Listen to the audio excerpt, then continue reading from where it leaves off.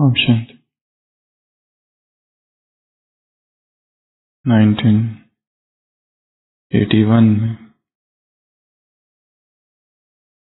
Saint Peter square एक pope थे, pope John Paul द्वितीय। एक व्यक्ति ने उन पर आक्रमण कर दिया और गंभीर रूप से जख्मी भी कर दिया। वो मुस्लिम था। उसको पकड़ लिया गया और लाइफ इम्प्रिजनमेंट अर्थात आजीवन कारावास की सजा सुनाई गई। पोप जॉन पॉल द्वितीय 1983 में उससे मिलने जेल में गए और ये मिलन गुप्त रखा गया और उस असैसिनेटर, उस आक्रमण करने वाले से क्या बातें हुई ये शायद दोनों ही जानते हैं, पर जो बाद में पता चला वो ये था कि उस पोप ने उससे कहा कि मैं तुम्हें संपूर्ण रीति से क्षमा करता हूं and you own my trust, और मुझे तुम पर पूर्ण विश्वास है। और उससे मिलने कई बार शायद वो गए होंगे। वो जो हमलावर था उसने बाद में लिखा है कि मुझे लगा ये मुझसे बहुत नाराज होंगे, मुझे लगा मुझ पर क्रोध करेंगे, मुझे लगा ये मेरे खिलाफ और कुछ करेंगे, पर उन्होंने मुझे अनकंडीशनल पार्डन, फॉरगिवनेस का पाठ पढ़ाया और तब से उसका जीवन बदल गया। वो कारागार में तो था परंतु संपूर्ण रीति से परिवर्तित था और बाद में इटालियन गवर्नमेंट ने 2000 में उसे रिहा कर दिया फॉर गुड बिहेवियर। और उसके बाद में वही पोप के पास जाता है और बैप्टाइज अर्थात उनको अपना गुरु मानता है, क्रिश्चियन धर्म में परिवर्तित हो जाता है और कहता है कि आपने मुझे जो माफ कर दिया उसने मेरा जीवन बदल दिया। मैंने आपको मारा था क्योंकि मुझे कहा गया था, I was told, I was a puppet, मैं कठपुतली था किसी के हाथ में। You have freed me from my slavery, आपने मुझे उस गुलामी से मुक्त कर दिया।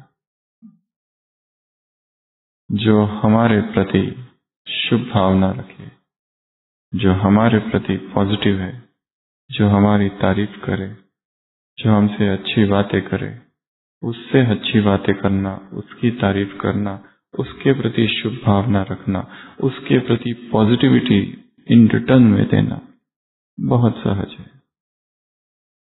परंतु जब सामने वाली आत्मा नेगेटिव है, कमेंट्स करने वाली है, निंदा करने वाली है, अपमान करने वाली है, दुख देने वाली है, ईर्ष्या करने वाली है, तब हम भूल जाते हैं कि वो आत्मा इस समय परवश है। वो केवल मुझ अकेले से ईर्ष्या नहीं कर रही है। एक से ईर्ष्या करने वाली अनेकों से ईर्ष्या करेगी। जो एक को दुख दे रही है वो एक को ही नहीं अनेकों को दुख दे रही है, और उसके भी पहले वो स्वयं ही जल रही है, क्योंकि विकार आग है। आत्मा स्वयं उसमें चलती है, ईर्ष्या में, द्वेष में। जो मेरी इंसल्ट कर रहा है वो मेरी इंसल्ट करने से पहले खुद किसी कॉम्प्लेक्स में, किसी निगेटिव एनर्जी में जल रहा है, दुखी है, दर्द में है। वो उसका दर्द है जो अभिव्यक्त हो रहा है। It's the pain which is getting manifested in the form of calumny, criticism, envy, jealousy. उस समय मेरा क्या कर्तव्य है? मैं क्या भेजूं? उधर से ब्लैक एनर्जी आ रही है, मैं कौन सी एनर्जी भेजूं? कठिन काम है। बाबा ने कहा सबसे सहज यही है। नेल्सन मंडेला 27 साल तक जेल में थे, और वो 27 साल में से 18 साल तो एक ही जगह पर थे, और वो साल भी इतने आसान नहीं थे। पीड़ा के थे, यातना के थे, दर्द के थे। कितना काम उनसे कराया जाता था। प्रकाश की किरण नहीं दिखाई देती थी दिनों तक, और उनमें से एक भी गलती हो जाती थी, एक भी प्रिजनर से, तो कई दिनों तक उनको अकेले कर दिया जाता है। Total isolation. कोई दिखेगा भी नहीं, किसी से बात भी नहीं करनी, अंधेरी कोठरी में। जेल से छूटे, साउथ अफ्रीका के प्रेसिडेंट बने, first black president of south Africa. और जब प्रेसिडेंट बने तो एक दिन अपने सुरक्षा कर्मियों के साथ किसी रेस्टोरेंट में गए, खाना ऑर्डर किया। सभी अपने खाने के ऑर्डर की इंतजार कर रहे थे। तभी देखा सामने एक व्यक्ति बैठा है, होटल, उसी रेस्टोरेंट में। नेल्सन मंडेला ने कहा अपने सिक्योरिटी पर्सनल से कि उस भाई को भी अपने साथ बिठा लो। भोजन आया, और वो जो व्यक्ति था उसके हाथ थर थर कांप रहे थे, उसका शरीर थर थर कांप रहा था। जब तक वो खा रहा था, इन लोगों के साथ बैठकर वो कप रहा था। उस व्यक्ति ने अपना खाना पूरा किया और चला गया। जो सुरक्षा कर्मी थे उन्होंने नेल्सन मंडेला से कहा, क्या आप उस आदमी को जानते हो? और हमें लगता है उसे शायद कोई शरीर की बीमारी हो या कोई मानसिक। वो इतना कब क्यों रहा था जबकि वातावरण इतना ठंडा नहीं है? नेल्सन मंडेला ने कहा, मैं उस व्यक्ति को जानता हूं। जब मैं कारागार में था तब वो वहां जेलर था, और जब मुझे बहुत यातनाएं दी जाती थी और मैं पानी मांगता था तो वो मुझ पर हंसते हुए पेशाब कर देता था। और जब आज वो यहां था और उसे पता चला कि अब मैं तो प्रेसिडेंट हूं पूरे देश का, तो उसे डर था कि मैं कहीं उसके साथ वैसा ही व्यवहार न करूं, कहीं मैं उसे दंड न दे दूं। पर 27 साल के उस कारागार के समय मैंने एक पाठ सीखा कि निगेटिव भावनाएं खुद ही को जलाती है। इसलिए धैर्य, सहिष्णुता, और जिन्होंने मुझे कारागार भेजा था उनके प्रति भी मेरे मन में कोई निगेटिव भाव नहीं। आज सुबह की अव्यक्त वाणी। माताएं बैठी है, 15,000 माताएं। डायमंड हॉल में बाबा मिलन चालू हुआ है। माताएं, चार दीवारों में रहने वाली घर की चौखट जो कभी जिन्होंने लांघी नहीं, वो माताएं जो घूंघट में रहने वाली। बाबा कह रहे हैं उनसे, उनको देखकर खुशी हो रही है कि ये माता क्या बन गई, विश्व कल्याणी, विश्व की राज्य अधिकारी। हाथ में क्या है उनके? माखन का गोला है विश्व के राज्य का। इसलिए बाबा कहते हैं माताएं हैं भूली, इसलिए उनको कौन सा पुरुषार्थ बताएंगे? सिंपल। और दुआएं किसको? वो नहीं जो तारीफ करे, वो नहीं जो स्तुति करे, वो नहीं जो अच्छा बोले, वो नहीं जो हमारे दोस्त है, पर उनके प्रति भी यदि कोई बद्दुआ दे तो चलते फिरते मनसा वाचा कर्मणा संबंध संपर्क में भी तुम्हारे दिल से उनके लिए क्या निकले? दुआ ही निकले। दुआ की शक्ति, शुभ भावना की शक्ति। किससे हम नफरत करें? नफरत करके भी तो देख लिया, क्या मिला? दर्द। कोई क्या भी करे, कोई कुछ भी करे, कोई कैसा भी हो, उसके लिए क्या करो? भावनाएं। कठिन काम है, पर उदाहरण बहुत है, यज्ञ में भी, बाहर भी। बाबा को कितनों ने कहा था कि जो आपका अपमान कर रहे हैं या आपके विरोध में कुछ कुछ लिख रहे हैं, उनके ऊपर हम केस कर दे मानहानि का। बाबा ने क्या कहा था? बाप कभी बच्चों पर केस करता है क्या? Forgiveness, pardon, unconditional pardon. क्योंकि सामने वाली आत्मा जो उस समय बद्दुआ दे रही है, दुख में है, दर्द में है, परवश है, कोई ना कोई विकार के वश है, ऐसे समय तुम क्या याद करो? कौन सा उदाहरण दिया है मुरली में? कौन सा उदाहरण दिया है? Fire brigade. उन्हें अपना कर्तव्य याद रहता है। क्यों आग लगाई? यहीं पर क्यों लगाई? नहीं लगानी चाहिए थी, बहुत खराब काम किया। आग जल रही है, लोग जल रहे हैं। कोई गाड़ी चला रहा है, उसका एक्सीडेंट हो जाए, हॉस्पिटल पहुंचे, ऑर्थोपेडिशियन कहे तुमको ठीक से गाड़ी चलानी चाहिए थी। उसका फ्रैक्चर हो गया है, टूटा हुआ है पैर, और वो चिल्ला रहा है और उसे धार्मिक उपदेश दे रहा है कि तुम्हें गाड़ी कैसे चलानी चाहिए। ऐसा कोई करता है? नहीं ना। डॉक्टर क्या करता है? इलाज करता है। बाबा ने कहा उस समय तुम्हारा कर्तव्य क्या है? फायर ब्रिगेड वाले जो होते हैं, आग बुझाने वाले, क्या करते हैं? आग को बुझाते हैं, क्योंकि आग है। तुम्हें भी क्या करना है? आग को बुझाना है। पर यह बहुत महान स्थिति है और ऊंची स्थिति है। हमें पता है सामने वाले, कई बार पेशेंट्स आते हैं हिस्टीरिया, कन्वर्शन डिसऑर्डर, ढोंग करते हैं, नाटक करते हैं, नौटंकी करते हैं। पता रहता है ये सही नहीं है, फिर भी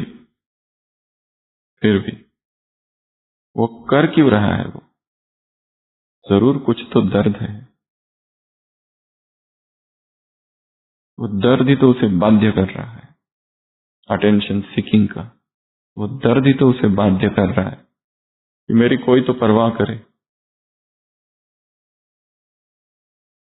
अहमदिल। मुक्तिदाता, मास्टर मुक्तिदाता तुम हो। आत्माएं दुख में, और वातावरण भी वैसा है, और आत्माओं की इतनी ऊंची स्थिति नहीं है। टिट फॉर टैट का नियम जानते हो, ईंट का जवाब पत्थर से देना जानते हैं, परंतु क्षमा बहुत बड़ा गुण है। जॉन पॉल II ने जो उस असैसिन को माफ कर दिया, उससे बहुत बड़ी क्रांति हो गई थी उस देश में, एक बड़े तल पर। तो आज सुबह की अव्यक्त वाणी, कौन किससे मिलने आया है? वो है सागर, हम है स्वरूप। किसका? प्यार का। और क्यों आया है? किसने खींच के लाया उसे? प्यार की डोर ने। आगे एक जगह मुरली में बहुत स्ट्रॉन्ग स्टेटमेंट है, जाएंगे कहा? प्यार तुमको मुझसे ही करना होगा, तुम बच नहीं सकते। प्यार तुमको मुझसे ही करना पड़ेगा। Bible, old testament, exodus 24, I Lord Dai God am a jealous God. वो जेलस गॉड अर्थात उसका प्यार दर्शा रहा है। मैं जो परमात्मा हूं, मैं जो तुम्हारा खुदा हूं, बहुत ईर्ष्यालु परमात्मा हूं, मेरे अतिरिक्त किसी से प्यार मत करना। ये उसकी इंटेंसिटी, उसकी तीव्रता, वो वाली जेलसी नहीं है। बाइबल के टीकाकार कहते हैं, ये जो लिखा है एक्सोडस में, बाइबल के चैप्टर में, वो दिखाता है वो कितना रहमदिल है, कितना प्यार है, कितना लव का सागर है, कि वो सहन नहीं कर सकता कि मेरे अतिरिक्त किसी से प्यार करो। सभी आकर्षण से मुक्त, आज का वरदान, फरिश्ता अर्थात देह से आकर्षण से मुक्त, देहधारी के आकर्षण से मुक्त, वस्तु के आकर्षण से मुक्त, संसार के आकर्षण से मुक्त, संस्कार के आकर्षण से मुक्त, संबंध के आकर्षण से मुक्त। यह है डबल लाइट फरिश्ता, क्योंकि वहां टाइम वेस्ट है। जाएंगे कहां?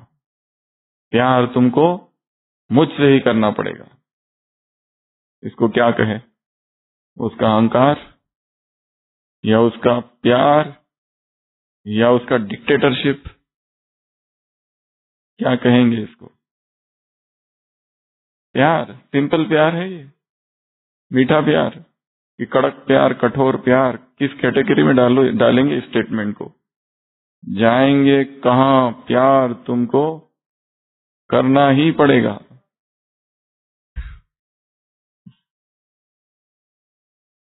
ग्रामर के और भाषा के किस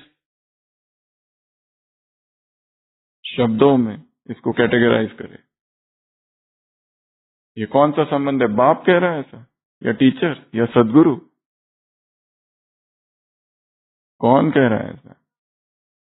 क्या क्या नाम दे इस संबंध को, इस रिश्ते को, इस प्यार को? क्या है ये प्यार तुमको मुझसे ही करना पड़ेगा, तुम कहीं नहीं जा सकते। उसका प्यार भी है, उसकी ऑथोरिटी भी है, उसका अधिकार भी है। वो अधिकार से कह रहा है, और आदेश भी छिपा है उसमें, और वार्निंग भी छिपी है उसमें। अगर मेरे अलावा तुमने किसी से प्यार किया तो मैं छोड़ूंगा नहीं। माताओं से मिलने बाबा आए। बाबा माताओं को देखकर खुश है, जो 4 दीवारों में थी, विश्व की मालिक बन रही है, विश्व की राज्य की अधिकारी, विश्व कल्याणी बन गई, विश्व के राज्य का गोला हाथ में है। और ये साकार मिलन है। एक है अव्यक्त मिलन, जो तो रोज मनाते हो, ये है साकार मिलन जो अब हो रहा है। बाबा के सामने बड़ी बड़ी सभाएं आने लगी है। डायमंड हॉल में मिलन चालू हो गया है 2001 दीवानी है।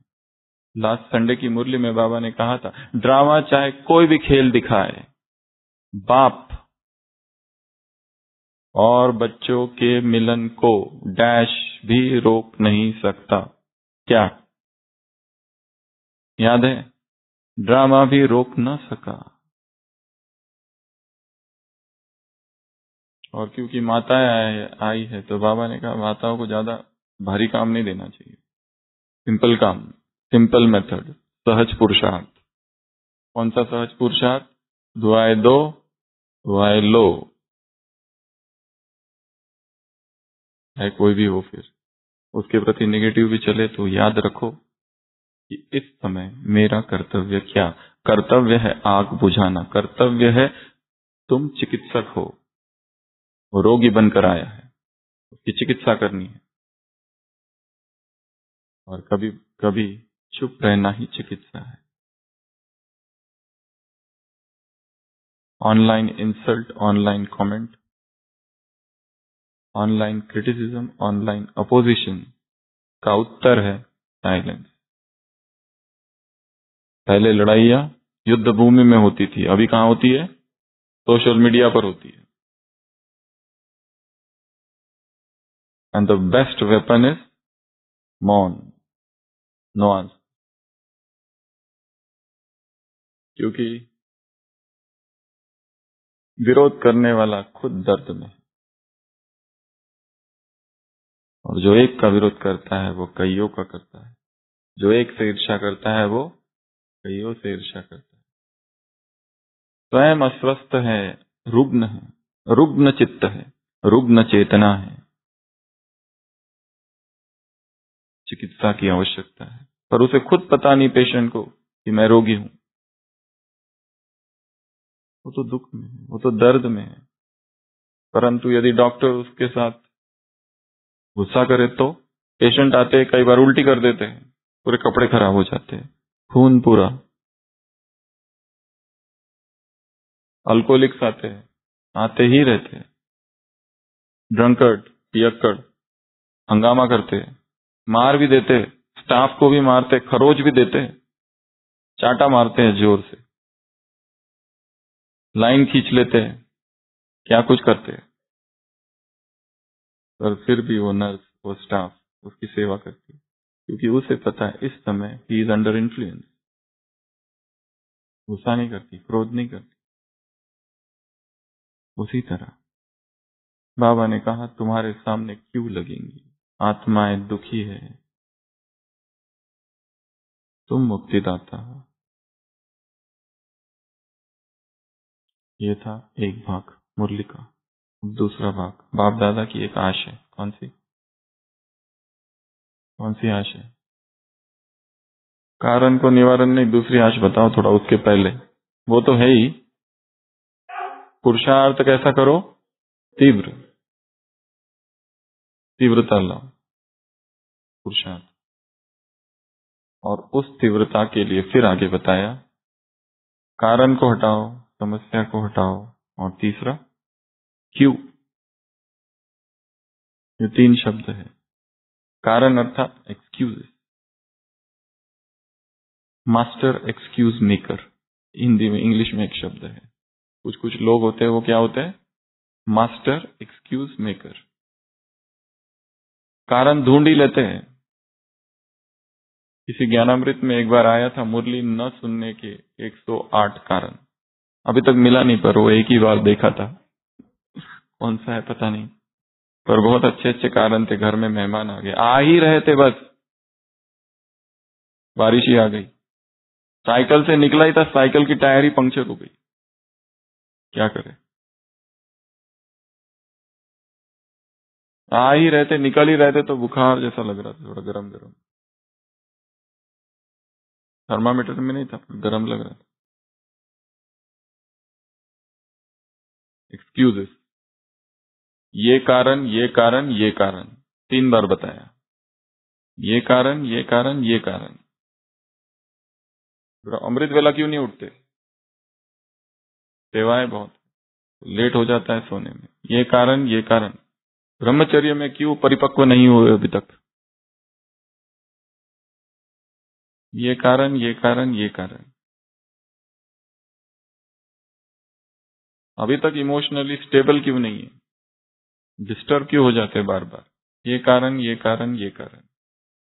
Excuses, excuses, excuses. एक जवान था, वो म्यूजिशियन बनना चाहता था, पियानो बजाता था वो, परंतु कामकाज में बिजी रहता था, घर की जिम्मेदारियां थी।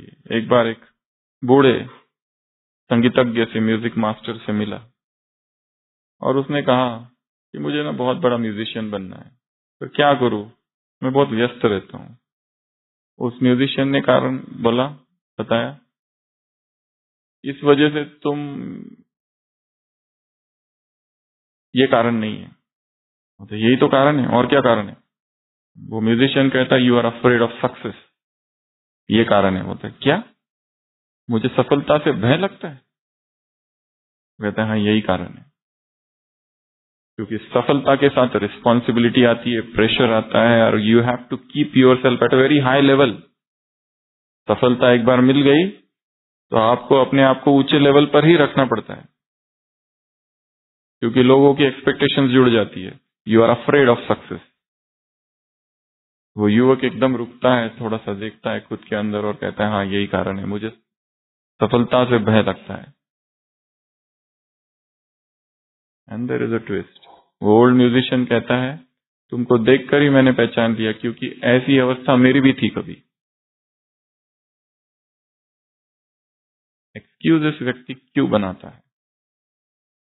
10 कारण बताओ। बहानेबाजी नंबर 1, एक तो बता दिया, फियर ऑफ सक्सेस, सफलता का ही भय है। दूसरा, फियर ऑफ फेलियर, मैं असफल हो जाऊं इसका भय है, इसलिए करना ही नहीं, क्योंकि एग्जाम देंगे फेल होंगे, उससे तो अच्छा ना दो, वही बेटर है, झंझट ही खत्म। और कारण बता देंगे, मम्मी बीमार थी, सेवा करनी थी, दादी बीमार थी, किसी को भी बीमार बना सकते हैं।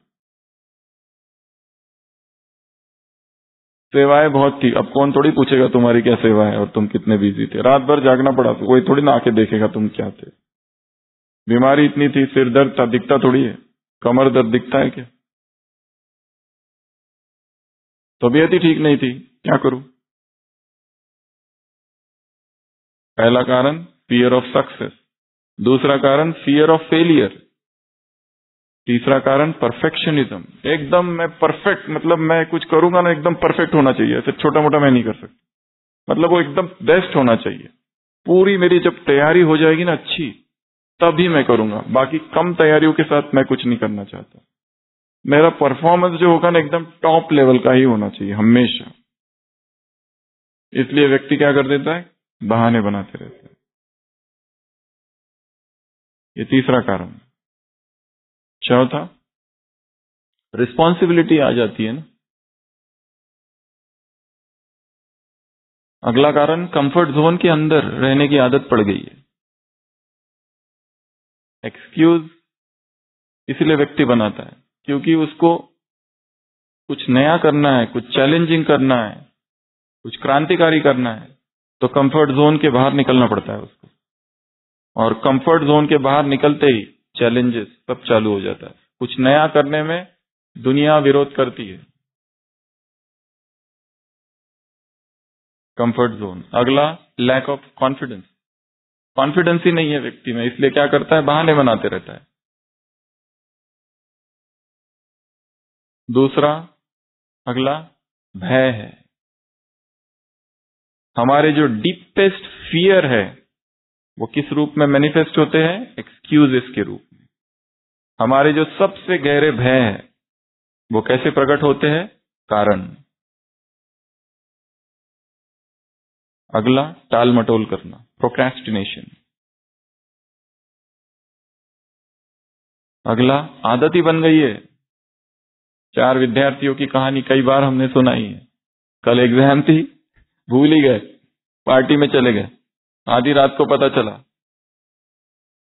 कि कल एग्जाम है, सोचा अब क्या करें। कार का ग्रीस लगा दिया कपड़ों में और बुरी हालत में सुबह पहुंचे कॉलेज और प्रिंसिपल से मिले और कहने लगे हम तो आ ही रहते, हम क्या करें, हमारी कार ही खराब हो गई, पंचर हो गया, इसलिए ये हाल हो गया, कृपया करके हमको एक दिन और दो, हमारी एग्जाम कल लेना, आज हम तैयार नहीं है और ऑलरेडी लेट हो गए, एग्जाम हो चुकी है। प्रिंसिपल कहता है ठीक है कल आ जाना चारों। कल चारों आते हैं दूसरे दिन और कहते हैं एक ही प्रश्न रहेगा, परंतु 4 अलग अलग कमरों में तुम लोगों को बैठना है और प्रश्न एक ही है और उसके भी उत्तर 4 दिए रहेंगे, आपको केवल टिक मार्क करना है कौन सा राइट है। और प्रश्न है कौन सा टायर पंचर हुआ था। पहले 4 ऑप्शन है, पहला ऑप्शन राइट, आगे का राइट आगे का लेफ्ट, तीसरा ऑप्शन पीछे का राइट पीछे का लेफ्ट। चारों को अलग अलग कमरे में बैठना है, एक दूसरे से बात नहीं कर सकते, देख नहीं सकते और एक ही प्रश्न है, अगर इसमें पास तो फुल पास। दूसरों को बुद्धू बनाया जा सकता है पर कभी कभी, हमेशा नहीं बना सकते। अगला कारण, व्यक्ति ऑनेस्ट नहीं है, चीट करता है। चीटिंग की स्वभाव बन गया और चीटिंग भी क्यों करता है, अपनी एक झूठी प्रतिष्ठा को कायम रखने के लिए। उसे भय है फेलियर का, इसलिए चीट करता है। और एक आदत आ गई है टॉप पर रहने की।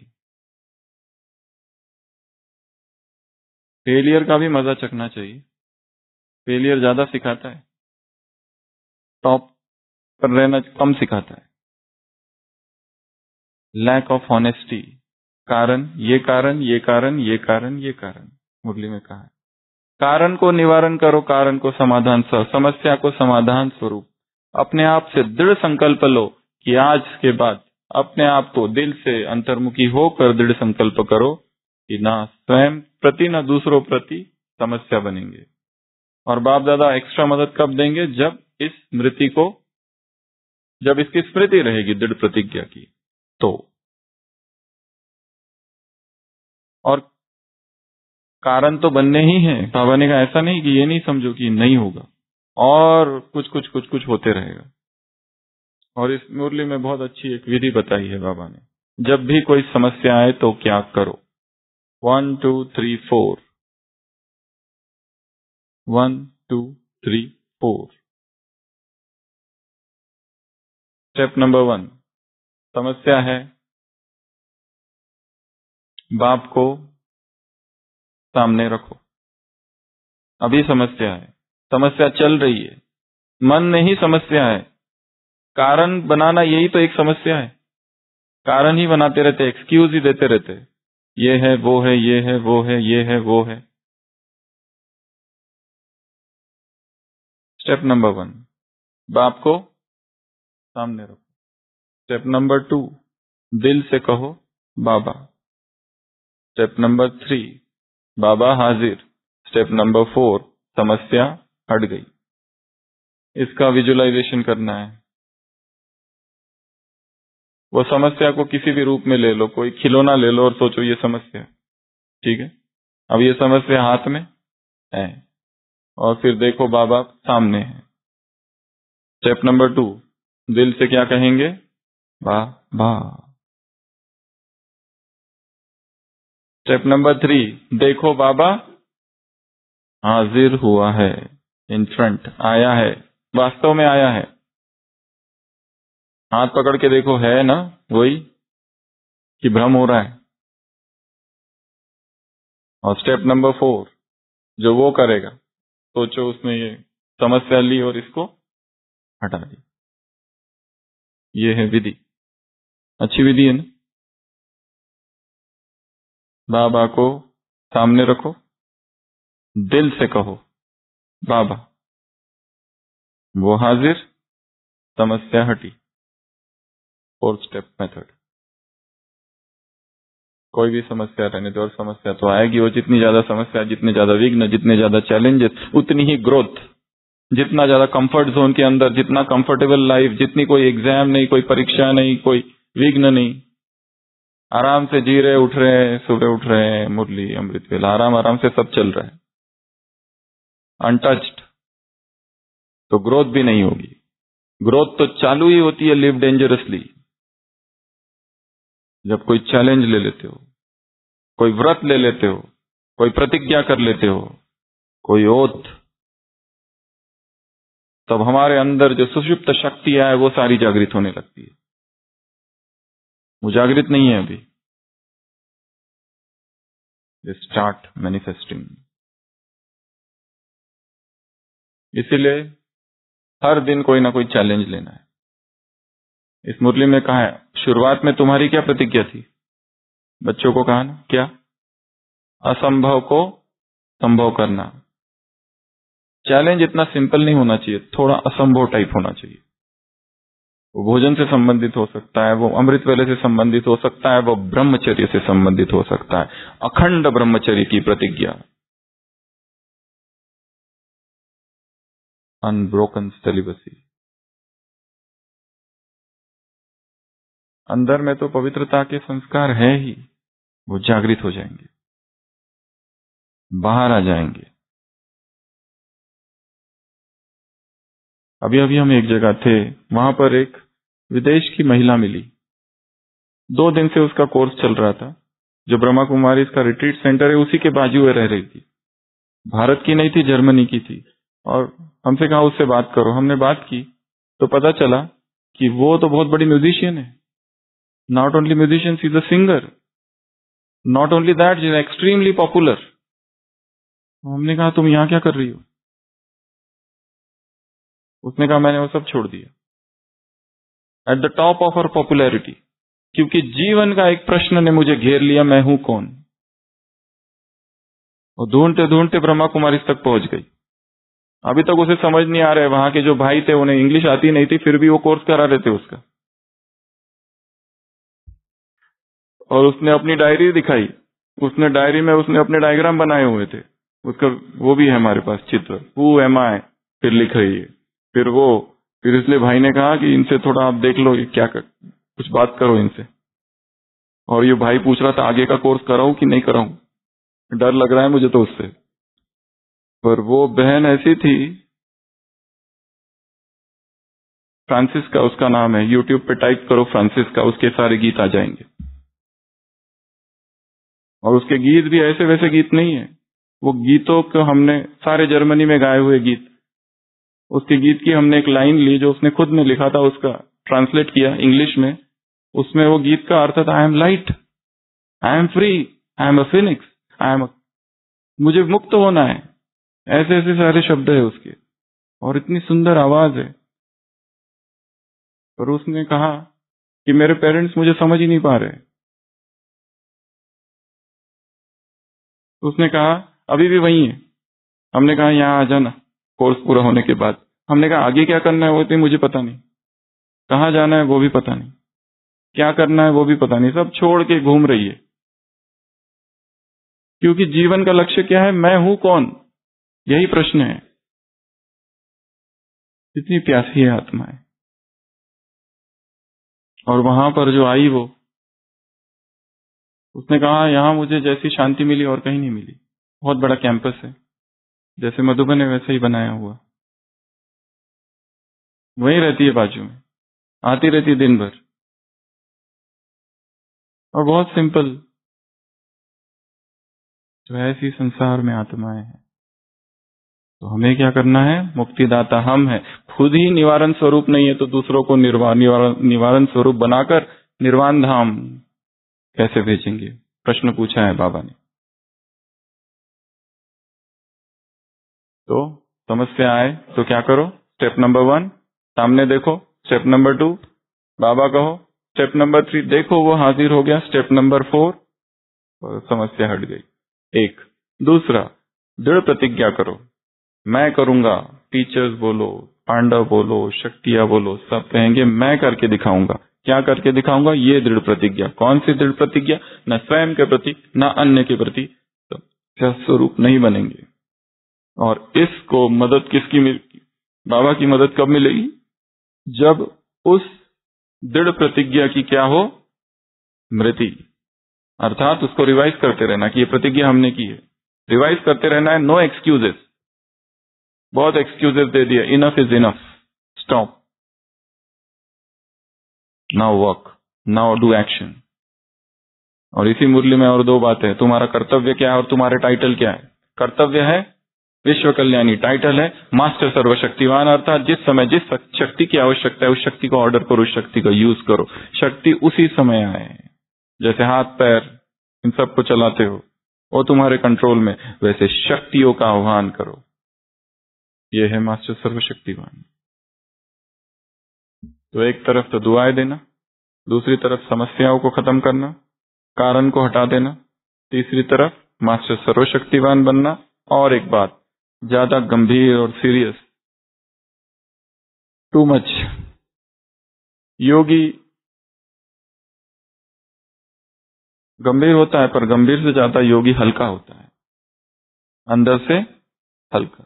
पर जब हम झूठ बोलते, जब हम चीटिंग करते तब भारी रहते। जब हम एक्सक्यूजेस करते हैं, ये कारण ये कारण ये कारण, तब क्या हो जाता है, भारी। और जब कारण कारण देते हैं बहुत सारे, तो झूठ झूठ बहुत भारी है। धरती से भी भारी झूठ है, धरती से भी भारी पाप है। वजन बहुत है झूठ का। सत्य कैसा है, हल्का हल्का नाचता है, सत्य बिटू नाच। सत्य हल्का है, झूठ भारी है। और एक झूठ को छुपाने के लिए दूसरा झूठ, और वजन बढ़ता है। झूठ झूठ झूठ झूठ झूठ। और झूठ वाला व्यक्ति हमेशा भयभीत रहता है। सत्य को कोई भय नहीं है, सत्य निर्भय है। डेयरिंग चाहिए सत्य के लिए, सभी के सामने अपनी गलती को स्वीकार करना। बहुत क्या चाहिए, पावर चाहिए बहुत। तो बाबा ने क्या कहा, ब्राह्मण तुम कौन हो, तुम्हें क्या करना है, नाचना गाना। कौन से गीत गाओ, दो प्रकार के गीत गाने हैं, कौन से है वो, भाग्य के और दूसरे भगवान के, बचा वही है। लास्ट संडे की मुरली, बाबा ने कहा मनाओ, क्या मनाओ, क्या मनाओ बताओ। संगम युग है, मौज मनाने का युग, तो क्या मनाओ। कौन कौन सी मौज थी, 1 2 3 4 5।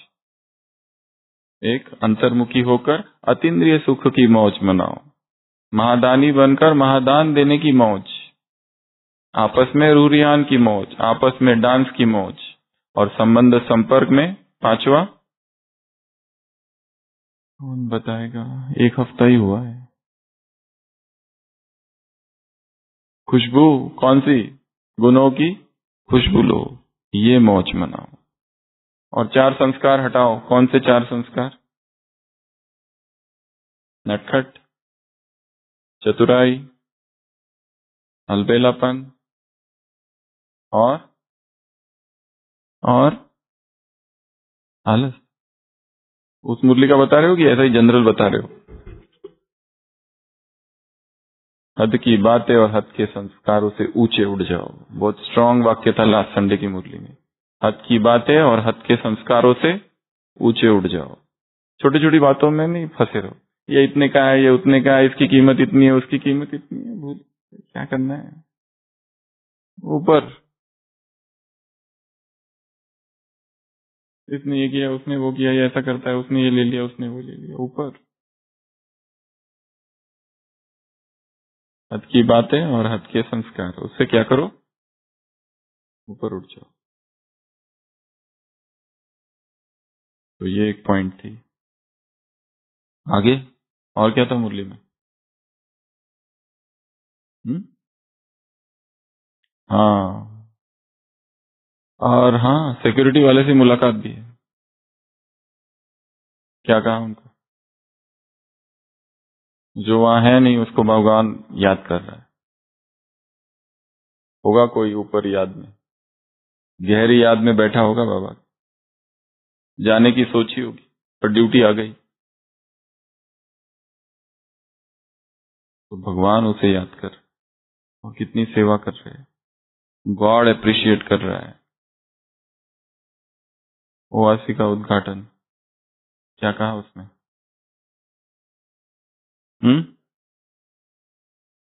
छोटे मोटे उद्घाटन, छोटे मोटे, कितना बड़ा है देखा है ना ओवरसी।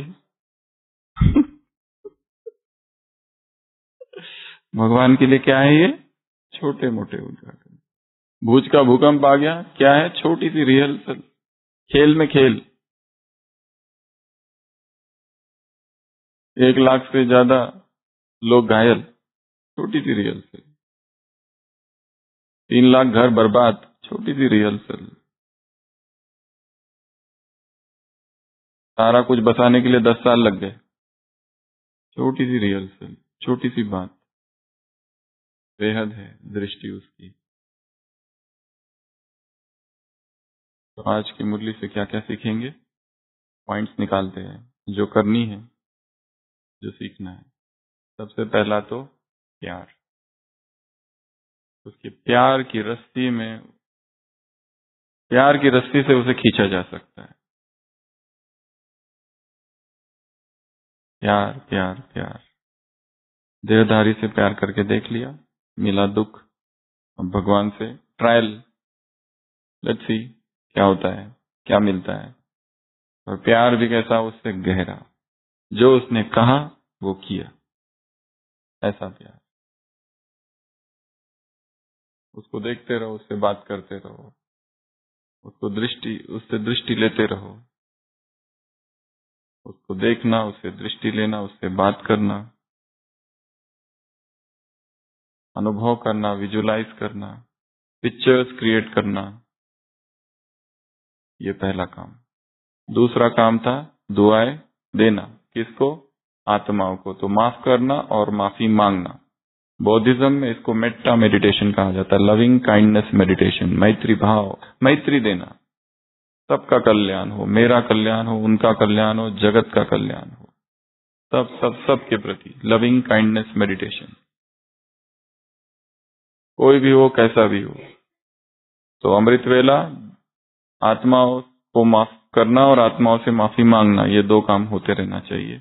और दिन भर में जो भी मिले, जैसा भी मिले, उसको दुआएं, चाहे उसने मदद की नहीं की। जो मदद नहीं करता उसके प्रति दुआएं थोड़ी कम हो जाती है। स्टॉक को बढ़ाना है, डोज कम पड़ रहा है। ये दूसरा काम है आज की मुरली से। तीसरा काम है समस्या आ जाए तो वो 4 स्टेप्स है, वो करना। कारण जो आते हैं, एक्सक्यूजेस, अब एक्सक्यूजेस नहीं बनाने, काम करना है। एक्सक्यूजेस बनाते रहेंगे तो कुछ नहीं होगा। आज ये था, कल वो था, कल ऐसा था, कल वैसा था। एक्सक्यूज मेकर नहीं बनना है। और क्यों शब्द को हटाना है। तब क्यों लगेगी? किसकी?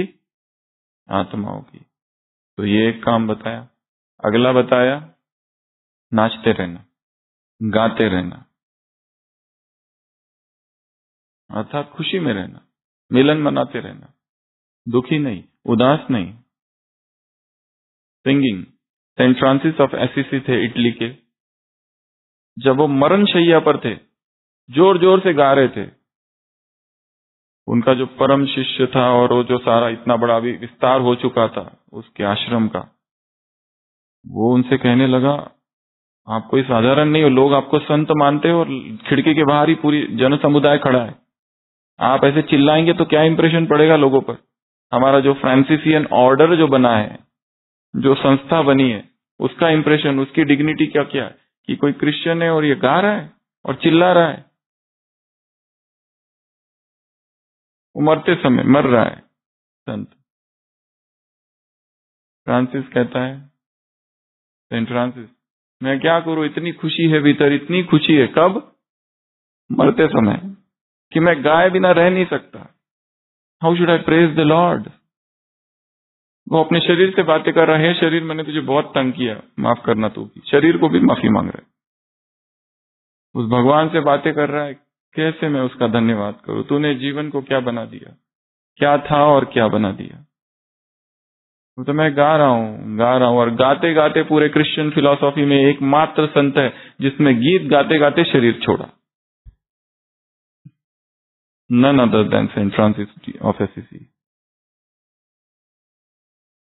गाते रहो, ये गाने का धर्म है।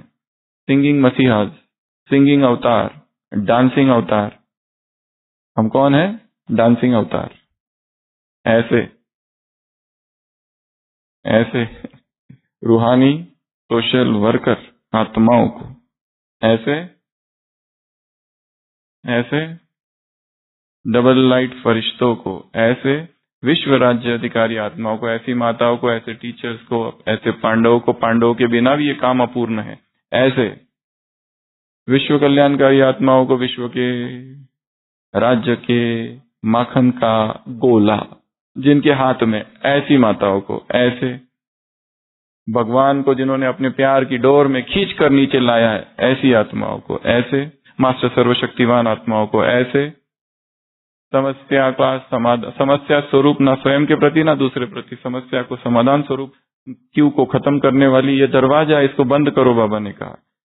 ऐसी ऐसे चलते फिरते संकल्प मनसा वाचा कर्मना संबंध संपर्क सबको दुआएं देने वाली आत्माओं, अपने कर्तव्यों को न भूलने वाली आत्माओं को, चाहे बद्दुआएं दे तो भी दुआएं देते रहो, ऐसी आत्माओं को, ऐसे ऐसे गंभीर योगी नहीं, वैसे हंसने वाले, नाचने वाले, गाने वाले और गाते गाते शरीर छोड़ने वाले आत्माओं को, ऐसे सदा विजयी आत्माओं को। पांडवों का गायन है विजयी शक्तियों इसलिए प्रसिद्ध है, विश्व कल्याणी। ऐसी